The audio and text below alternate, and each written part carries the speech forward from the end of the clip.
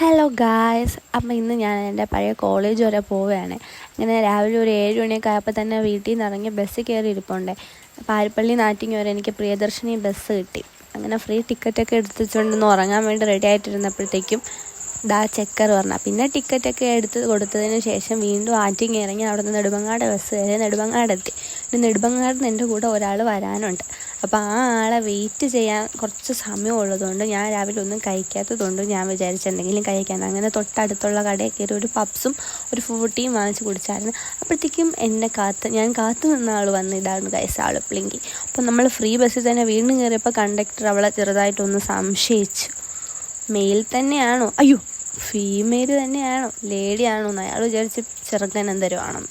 അങ്ങനെ നമ്മളതൊക്കെ പറഞ്ഞ് അവളെ കുറേ കളിയാക്കി നേരെ പോയി വീണ്ടും പാലോട് ഇറങ്ങിയിട്ട് അവിടെ നടത്ത ബസ് കയറിയിട്ട് വേണം കോളേജിലോട്ട് പോകാൻ കേട്ടോ ഗൈസ്. ഇത് നമ്മളെ കോളേജിലുള്ളതാണ്. ഒരു ഹായ് കാണിക്കാൻ പറഞ്ഞ പാടേ